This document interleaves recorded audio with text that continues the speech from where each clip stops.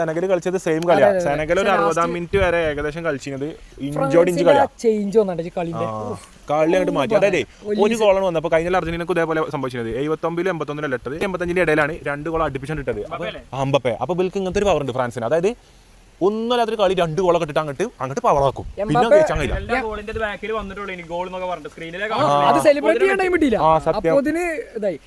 World കപ്പിൽ 12 ഗോളായിട്ട് അടിച്ചിട്ടുണ്ട്. അതിൽ 11 ഗോളും സെക്കൻഡ് ഹാഫിലാണല്ലോ. ഫസ്റ്റ് ഹാഫിലല്ല അടിച്ചിട്ടുണ്ടായിരുന്നു. അത് സെക്കൻഡ് ഹാഫിൽ വല്ല കളി പ്രഡിക്റ്റബിൾ ആണ്. അപ്പം ഇന്നലെ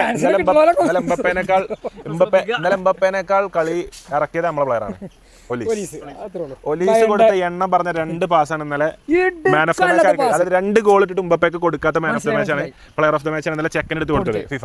കാരണം ഫിഫക്ക് മനസ്സിലായി ആ 2 എണ്ണം പറഞ്ഞ ഗോളിനേക്കാൾ ആ 2 കീറി മുറിച്ച് സ്കെയില് പോലുള്ള 4-5 പ്ലേസിന് സ്കെയില് പോലുള്ള പാസ്. ഇതാണ് ഹാരി കെയ്ന് ഒലീസ് ഇങ്ങനെ കൊടുക്കുന്നത്. അതുകൊണ്ടാണ് ഹാരി കെയ്ൻ എത്ര ഗോൾ അടിച്ചത്? 58 ഗോൾ കഴിഞ്ഞ സീസണിൽ അടിച്ചത്. കാരണം ചെക്കൻ 1 അസിസ്റ്റ് പ്രൊവൈഡർ ആണ്. പണ്ടത്തെ ഇന്നലെ മെസ്സിക്ക് ആദ്യത്തെ പാസ് നൽകിയ പ്ലെയർ പേര്